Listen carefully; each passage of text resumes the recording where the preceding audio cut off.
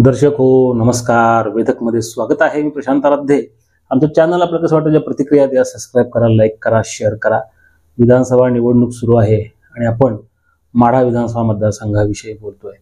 या मतदारसंघातून शरद पवार यांनी अभिजित पाटील यांना उमेदवारी दिली. अगदी शेवटच्या दिवशी त्यांची उमेदवारी जाहीर करण्यात आली. खूप मोठा सस्पेन्स या मतदारसंघामध्ये होता आणि शेवटच्या दिवशी अभिजित पाटील यांना एबी फॉर्म देण्यात आला आणि माजी उपमुख्यमंत्री विजयसिंह मोहिते पाटील यांच्या उपस्थितीमध्ये त्यांनी अर्ज दाखल केला. मोठं शक्ती प्रदर्शन केलं. माढा मतदारसंघ हा सोपा नाहीये कोणासाठी, कारण आमदार बबनदादा शिंदे हे जवळपास 30 वर्ष तिथले आमदार आहेत. बहुतांश सर्व संस्था कारखाने त्यांच्या ताब्यामध्ये आहेत आणि त्यांच्याविषयी लोकांच्या मध्ये मोठा विश्वास सुद्धा आहे. ग्रामीण भागात अगदी शेवटच्या घटकापर्यंत, तळागाळापर्यंत पोहोचलेलं नेतृत्व म्हणून बबनदादा शिंदे यांच्याकडे पाहिलं जातं आणि त्यांच्या विरोधामध्ये आता अभिजित पाटील हे माढ्याचे राष्ट्रवादी काँग्रेस पक्ष शरदचंद्र पवार पक्षाचे उमेदवार आहेत. बबनदादा शिंदेचा अर्ज राहतो का ते काढतायत आणि त्यांचे चिरंजीव रणजित शिंदे हे अपक्ष लढतायत हे आता 4 तारखेपर्यंत निश्चित होईल. परंतु जे आता आव्हान बबनदादा शिंदेच्या समोर शरद पवार यांनी उभं केलंय ते तगडं आव्हान आहे. अभिजित पाटील हे अगदी कमी काळामध्ये उभारलेलं नेतृत्व आहे. पंढरपूर तालुक्यातले देगाव हे त्यांचं गाव, त्यांचं देगावचे ते पंढरपूर शहरापासून अगदी 5-6 किलोमीटर अंतरावर त्यांचं गाव आहे आणि पूर्वी अनेक उद्योग केलेले आणि आताही अनेक व्यवसायामध्ये असणारे अभिजित पाटील हे साखर कारखानदारीमुळं प्रकाश झोतामध्ये आले. राज्यातले अनेक खाजगी साखर कारखाने त्यांनी चालवायला घेतले आणि ते यशस्वीपणे चालवलेले आहेत आणि त्याच जोरावर त्यांनी सोलापूर जिल्ह्याच्या सहकार क्षेत्रामध्ये मागील 3 वर्षापूर्वी एंट्री केली. स्वर्गीय भारतनाना भालके यांच्या निधनानंतर अभिजित पाटील यांचं नेतृत्व पुढे आलं. ते विठ्ठल सहकारी साखर कारखान्याच्या निवडणुकीकरता इच्छुक होते आणि त्यांनी आपलं स्वतंत्र पॅनल लावलं. त्या काळामध्ये शरद पवार यांनी अभिजित पाटील यांना खूप सहकार्य केलं.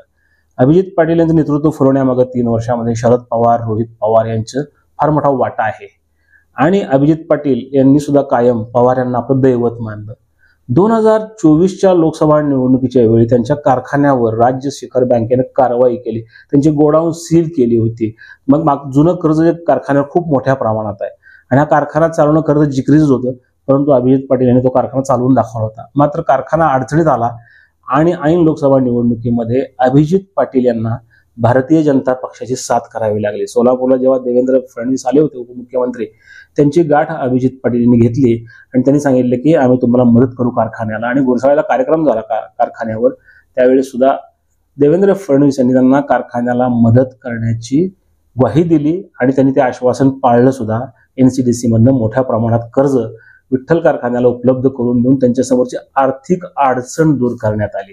देवेंद्र फडणवीस यांना सुद्धा अभिजित पाटील यांच्या नेतृत्व गुण समजले होते. त्यांना इथल्या राजकारणामध्ये असा एक तरुण भाजप सोबत असावा याकरता म्हणून त्यांचेही प्रयत्न सुरू होते आणि त्यांनी गुरसाळ्याच्या कार्यक्रमात सांगितलं होतं अभिजित पाटील यांनी की मी कारखान्याकरता माझ्या राजकीय जी महत्वाकांक्षा आहे त्याला मी मुरड घालायला तयार आहे. म्हणजे मी विधानसभा लढणार नाही, पण माझा कारखाना नीट करून द्या. तेव्हा देवेंद्र फडणवीस यांनी सांगितलं होतं की राजकारणाला मुरड घालायची गरज नाही, तुम्ही लढा. म्हणजे अभिजित पाटील यांच्यासारखा लढवया एखादा नेता, तरुण कार्यकर्ता हा पुढे जावा हे सगळ्यांनाच वाटत होतं. आणि त्यांनी माढा विधानसभा मतदारसंघामध्ये अचानक तयारी केली अभिजित पाटील यांनी. त्यांची खरं तर 2-2.5-3 वर्षापासून तयारी होती ती पंढरपूर मंगळवेढा विधानसभा मतदारसंघामध्ये. त्यांनी अनेक मोठे भव्यदिव्य कार्यक्रम पंढरपूर शहर, मंगळवेढा, आजूबाजूच्या 22 गावांमध्ये घेतले होते. परंतु अचानक त्यांनी माढा विधानसभा मतदारसंघामध्ये नशीब आजमावायचं ठरवलं. त्यांचा कारखाना हा माढा मतदारसंघामध्ये आहे. त्यांचं कार्यक्षेत्र जे कारखान्याचं बहुतांश माढा विधानसभा क्षेत्रामध्ये आहे. त्यांचं गाव देगाव ते माढा विधानसभा क्षेत्रात आहे. त्यामुळे त्यांनी माढा भागामध्ये मोठं काम मागच्या 4 महिन्यामध्ये उभं केलं. यापूर्वी कल्याणराव काळे यांनी 2014 मध्ये काँग्रेसच्या तिकिटावर माढा विधानसभा मतदारसंघात निवडणूक लढवली. त्यांना ह्या 42 गावांमधलं जे पंढरपूर तालुक्यातली 42 गावं जोडलेली आहेत माढा मतदारसंघातून चांगलं मतदान मिळालं होतं आणि त्याचा अभ्यास अभिजित पाटील यांनी केला असावा आणि त्यांनी माढा मतदारसंघ लढवायचा ठरवला. आता शरद पवार यांनी त्यांना जी उमेदवारी दिली त्याच्यामागे अनेक कारण आहेत. अगदी ते भाजपकडे गेले होते हे माहीत असताना सुद्धा, परंतु त्यांची अडचणही कारखानदारी समोरची आणि विठ्ठल कारखान्यावर जे मागच्या काळात कर्ज झालेलं आहे ते फार मोठं आहे, त्यामुळं 1 वर्ष कारखाना चालूही शकला नव्हता. आता अभिजित पाटील यांनी कारखाना ताब्यात घेतल्यानंतर निधी उभा केला, कारखाना सुरू केला, चांगला दर दिला. मागच्या वेळी दराची स्पर्धा लावली, यंदा तर 3500 रुपये प्रति टन दर त्यांनी जाहीर केलेला आहे. शरद पवार आणि साखर कारखानदारीचं नातं फार जवळचं आहे आणि ते अभ्यास करतात साखर कारखानदारांचा सुद्धा, कारखान्यांचा सुद्धा आणि कार्यक्षेत्राचा सुद्धा. त्यामुळं अभिजित पाटील यांच्यामध्ये जी काही क्रेज आहे किंवा त्यांची जी काही काम करण्याची पद्धत आहे यावर शरद पवार खुश आहे. ते पहिला काळ म्हणजे मागच्या काळातच दिसून आलेलं आहे. कारण जेव्हा CNGच्या भूमिपूजन प्रसंगाला आले होते कार्यक्रमासाठी म्हणून शरद पवार हे कारखान्यावर, तेव्हाच अभिजित पाटील हे पुढचे विधानसभेचे उमेदवार असल्याचे जाहीर करून टाकला होता. त्यामुळे विठ्ठल परिवारामध्ये नाराजीचा सूर सुद्धा उमटला होता. त्यांनी शरद पवार यांची भेटही घेतली होती, कल्याणराव काळे, भगीरथ भालके, युवराज पाटील या सगळ्यांनी. तेव्हा त्यानंतर भगीरथ भालके यांनी तर BRS पक्षातच प्रवेश केला होता. अभिजित पाटील यांनी शरद पवार यांचा पक्ष फुटल्यानंतर जेव्हा अजितदादांनी पक्ष फोडला आणि स्वतंत्र वाट धरली, तेव्हा जे काही मोजकी मंडळी सोलापूर जिल्ह्यामध्ये होती त्यामध्ये अभिजित पाटील हेच शरद पवार यांच्या सोबत होते आणि त्यांनी आणि बळीराम काका साठे यांनी सोलापूर जिल्ह्याची घडी बसवली होती. अगदी लोकसभा निवडणुकीच्या तोंडावर जेव्हा मोहिते पाटील यांनी भाजपपासून दूर जाण्याचा निर्णय घेतला आणि राष्ट्रवादी काँग्रेस पक्ष शरदचंद्र पवार पक्षामध्ये प्रवेश केला, तेव्हा सुद्धा अभिजित पाटील सुरुवातीला सर्व कार्यक्रमांना, उपक्रमांना, सर्व सभांना उपस्थित होते, बैठकांना उपस्थित होते. मात्र अगदी निवडणुकीच्या रणधुमाळी चालू असताना त्यांच्या कारखान्यावर कारवाई झाली आणि ते भाजपकडे गेले. म्हणजे भाजपने प्रवेश केला नाही, पण भाजपला पाठिंबा दिला माढा आणि सोलापूर दोन्ही लोकसभा मतदारसंघांमध्ये. त्यामुळं अभिजित पाटील यांच्याविषयी थोडासा नाराजीचा सूर होता. मात्र तेव्हा जयंत पाटील यांनी सांगितलं होतं की अभिजित पाटील यांच्यावर जी काही कारवाई त्यांच्या कारखान्यावर करण्यात आली त्यामुळे ते गेलेले आहेत, मात्र ते मनाने आमच्या बरोबरच आहेत. तनाने तिकडे असतील पण मनाने ते आमच्या बरोबर आहेत आणि कधी ना कधी ते परत येतील. आणि हे सगळे संकेत होते की अभिजित पाटील यांनाच उमेदवारी मिळणार म्हणून. बबनदादा शिंदे यांनी जवळपास 40 वर्षाचं 35 वर्षाचं राजकारण शरद पवार साहेबांबरोबर केलेलं आहे. त्यांना सुद्धा शरद पवारांनी एंटरटेन केलं नाही, त्यांना शेवटच्या क्षणी डावललं. त्यांनी त्यांच्या मुलाकरता उमेदवारी मागितली होती रणजित शिंदेकरता, परंतु दिले नाही. या मतदारसंघात मोहिते पाटील, रणजितसिंह मोहिते पाटील उमेदवारी मिळेल, श्रुतेसिंह मोहिते पाटील उमेदवारी मिळेल अशी चर्चा होती, मात्र त्यांच्याही नावाचा विचार झाला नाही. कदाचित मोहिते पाटील यांनी मागणी सुद्धा केली नसावी, कारण ते मुलाखतीला नव्हते.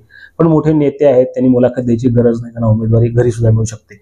अशा परिस्थितीमध्ये संजय घाटणेकर असतील, संजय कोकाटे असतील, मिनलताई साठे असतील, अनेक लोकांनी इथं उमेदवारीची मागणी केली होती. मात्र पवारांनी अभिजित पाटील यांच्या पारड्यामध्ये वजन घातलं. बबनदादा शिंदे आणि अभिजित पाटील यांची स्पर्धा लागली होती शरद पवारांना भेटण्याची. मात्र अभिजित पाटील हे अत्यंत चिकट आहेत, कारण त्यांनी आपण विठ्ठल कारखान्याच्या निवडणुकीत पाहिलं असेल की अवघ्या 1 वर्षभरापूर्वी इथं नेतृत्व तयार झालं. त्यांनी स्वतंत्र पॅनल लावलं आणि जे प्रस्थापित कारखान्यातले नेतृत्व होती त्या सगळ्यांना पराभूत करून आपलं पॅनल त्यांनी विजयी करून आणलं आणि कारखाना जिद्दीने चालवला, चांगला दर दिला. त्यामुळं इथल्या लोकांच्या मध्ये, मतदारांमध्ये त्यांच्याविषयी विश्वास आहे. बरेचसे पदाधिकारी, अन्य पक्षातले, अन्य गटातले नेते सुद्धा हळूहळू आता माढा विधानसभा मतदारसंघात त्यांच्याकडे यायला लागतील आणि शरद पवार हे सगळे त्यांना जोडून देतील. त्यांच्यासमोर आव्हान आहे बबनदादा शिंदे यांचं. बबनदादा शिंदे यांचं राजकारण फार मोठं आहे. सोलापूर जिल्ह्याच्या राजकारणात एक बडं नाव म्हणून त्यांच्याकडे पाहिलं जातं आणि ते आता आपल्या मुलाकरता म्हणून मैदानामध्ये उतरलेले आहेत. अशा परिस्थितीमध्ये शरद पवारांनी अभिजित पाटील यांच्यावर दाखवलेला विश्वास आहे, त्याला अनेक कांगोरे आहेत. हळूहळू शरद पवार हे अभिजित पाटील यांच्याकरता माढा भागामधनं, माळशिरस भागामधनं आणि पंढरपूर भागातल्या सर्व नेत्यांना त्यांच्या जवळ आणतील, एकमेकांच्या समोर बसवतील आणि माढा मतदारसंघामध्ये पाटील यांच्या विजयाकरता मोठ्या प्रमाणात ते प्रयत्न करणारे निश्चित आहे. मात्र अभिजित पाटील यांनी केलेलं साखर कारखान्यातलं काम, त्यांनी चालवले खाजगी कारखाने यशस्वीपणे, विठ्ठल कारखाना अडचणीत असतानाही हंगाम चालू करणं, चांगला दर देणं, या सगळ्या गोष्टींमुळं धडाडी, चिकाटी आणि मोठमोठे उपक्रम राबवणं आणि बोल्डपणा, सगळ्यांशी मिळून मिसळून राहणं, ह्या सगळ्या गोष्टी करता म्हणून शरद पवार यांनी अभिजित पाटील यांना बबनदादा शिंदे यांच्या विरोधामध्ये माढ्यामध्ये उमेदवारी दिली दिसते. कारण शिंदेच्या विरोधात लढण्याकरता तेवढाच तगडा उमेदवार तिथं आवश्यक आहे, जो साखर कारखान्यातलाही पाहिजे आणि चांगला कारखाना चालवणाराही पाहिजे. त्यामुळं माढ्याची लढत ही रंगतदार होणार आहे. नमस्कार.